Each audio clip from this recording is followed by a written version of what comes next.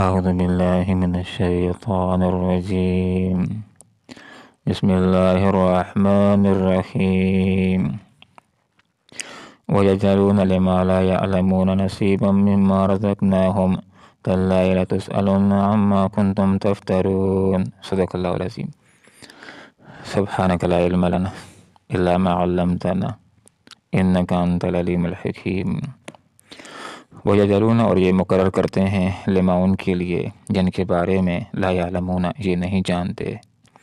نصیباً ایک حصہ مما اس میں سے رزقناہم جو رزق دیا ہے ہم نے ان کو، تاللہ اللہ کی قسم لتسألن تم سے ضرور بضرور پوچھا جائے گا، عما ان جھوٹی باتوں کے بارے میں کنتم تفترون جو تم گڑا کرتے تھے۔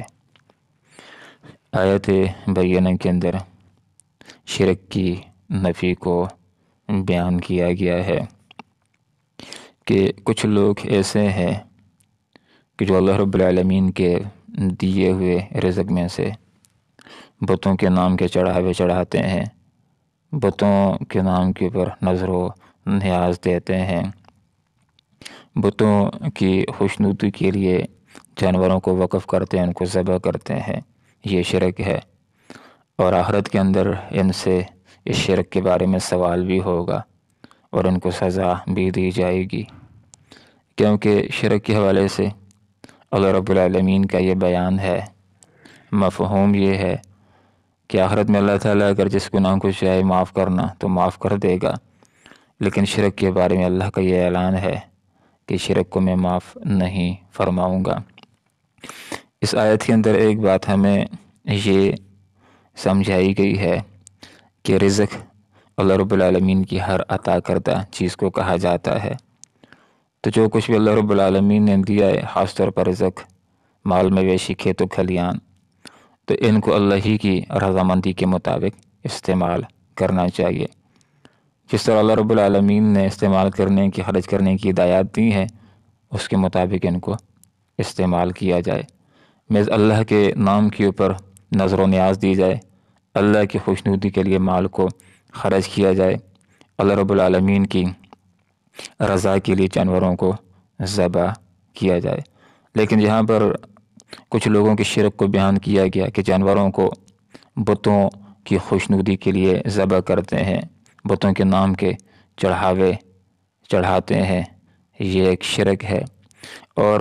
ایصال ثواب کا مسئلہ اس سے الگ ایک مسئلہ ہے، اس کے اندر بھی بنیادی بات یہ ہوتی ہے کہ ایک انسان مثلا اگر کھانا بھی پکا کر کے لوگوں کو کھلاتا ہے تو نیت اس کی اللہ رب العالمین کی رضا کی ہوتی ہے کہ مجھ سے میرا پروردگار راضی اور خوش ہو جائے، اور پھر ذہن یا زبان کے ذریعے سے یہ بات کہہ دیتا ہے کہ اللہ اس کا ثواب فلاں میت کو پہنچا دے، تو اللہ تعالیٰ یہ ثواب اس کے میت کو پہنچا دیتا ہے۔ دوسری بات یہاں پر یہ ذکر فرما دی گئی کہ یہ جو لوگ وَيَجْعَلُونَ اور یہ مقرر کرتے ہیں ان کے لیے جن کے بارے میں یہ نہیں جانتے، بتوں اور مورتیوں کے بارے میں یہ مکمل جانتے نہیں ہیں،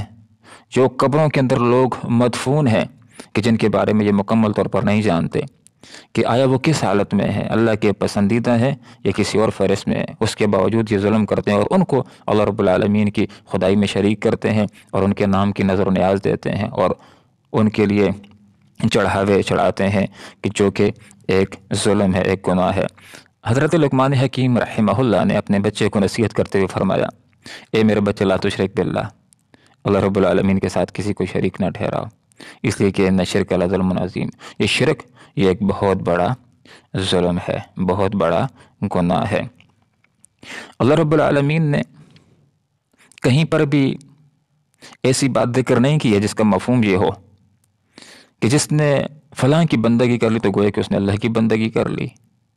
جس نے فلاں بت کو راضی کر دیا تو گویا کہ اس نے مجھ کو راضی کر دیا۔ اللہ رب العالمین نے کہیں پر بھی یہ نہیں فرمایا کہ جس نے فلاں بت کے نام کے اوپر چڑھاوا چڑھا دیا، نظر و نیاز دے دی، تو گویا کہ اس نے میرے نام کے اوپر نظر و نیاز دے دی ہے۔ اس لیے اللہ تعالیٰ نے کہیں پر بھی یہ نہیں فرمایا کہ جس نے فلاں کی بندگی کر لی گویا کہ اس نے میری بندگی کر لی ہے۔ تو جو بھی اللہ کے علاوہ کسی اور کی عبادت کرتے ہیں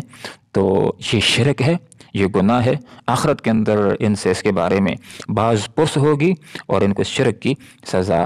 دی جائے گی۔ یہاں پر فرمایا تاللہ اللہ کی قسم تم سے ضرور بر ضرور سوال ہوگا عما ان جھوٹی باتوں کے بارے میں کنتم تفترون جو تم گڑا کرتے تھے۔ ایک انسان اگر یہ عقیدہ رکھتا ہے کہ بہت سارے خدا ہیں، خدائی کے اندر اور بھی شریک ہیں، تو یہ جھوٹا عقیدہ ہے، اس کے بارے میں آخرت میں پوچھا جائے گا۔ اگر کسی کا یہ عقیدہ ہے کہ فلاں اللہ کا بیٹا ہے اور جس نے اس کی بندگی کر لی تو وہ بیٹا اس کو اللہ رب العالمین سے بخشوا دے گا، سفارش قہریہ کر کے اللہ تعالیٰ سے جبرن منوا دے گا، یہ ایک جھوٹا عقیدہ ہے اور یہ شرک ہے۔ اس سے اس کے بارے میں سوال کیا جائے گا، پوچھا جائے گا اور اس کو سزا دی جائے گی۔ اور اگر کوئی یہ عقیدہ رکھتا ہے کہ ہم تو بتوں کی بندگی نہیں کرتے، ان کے آگے ہم نہیں جھکتے ہیں اور ان کے نام کی نظر و نیاز نہیں دیتے، مگر ہم اس لیے ان کے نام کی نظر و نیاز دیتے ہیں کہ یہ آخرت کے اندر اللہ رب العالمین کے سامنے ہماری سفارش کریں گے، تو ان کا یہ عقیدہ بھی ایک افتراء ہے، یہ جھوٹ ہے۔ ان سے ان کے بارے میں آخرت کے اندر پوچھا جائے گا، سوال کیا جائے گا۔ سفارش کا جو مسئلہ ہے وہ یہ ہے کہ آخرت کے اندر سفارش صرف وہی کر سکے گا جس کو رحمان ذات اجازت دے گا، اور سفارش صرف اس ہی کی جا سکے گی کہ جس کے بارے میں اللہ تعالیٰ اجازت دے گا کہ اس کی کوئی سفارش کر دے تو میں اس کی بخشش کر دوں گا۔ تو آج جو آیت ہم نے سیکھی ہے اس کا خلاصہ یہ ہے کہ رزق جو ہمارے پاس ہے اللہ ہی کا دیا ہوا ہے۔ دوسری بات یہ کہ اللہ کے رزق کو اللہ کی ہدایات کے مطابق استعمال کرنا چاہیے، جب خرچ کرنا ہو تو اللہ کے نام کے اوپر خرچ کرنا چاہیے۔ اور تیسری بات کہ جو بھی جھوٹ ہے، جھوٹا افتراء ہے، جھوٹا عقیدہ ہے، اس کے بارے میں آخرت میں سوال ہوگا، اور جو بھی مجرمین ہیں ان کو وہاں پر جرم کی سزا دی جائے گی۔ اللہ رب العالمین سے دعا کرتے ہیں کہ اللہ تعالیٰ توحید کے مضمون کو سیکھنے کی، اس کی پر موت تک کاربند رہنے کی توفیق عطا فرمائے، اور اللہ تعالیٰ ہر طرح کے شرک سے بچنے کی توفیق عطا فرمائے۔ آمین۔ وآخر دعوانا ان الحمد للہ رب العالمین۔ وَيَجْعَلُونَ اور یہ مقرر کرتے ہیں لما ان کے لیے جن کے بارے میں لا یعلمون یہ نہیں جانتے، نصیباً ایک حصہ، مما اس میں سے رزقناہم جو ہم نے ان کو رزق دیا ہے، تاللہ اللہ کی قسم لتسألن تم سے ضرور بضرور پوچھا جائے گا، عما ان جھوٹی باتوں کے بارے میں کنتم تفترون جو تم گڑا کرتے تھے۔ اللہم ربنا آتنا فی الدنیا حسنہ وفی الآخرۃ حسنہ وقنا عذاب النار برحمتک یا ارحم الراحمین۔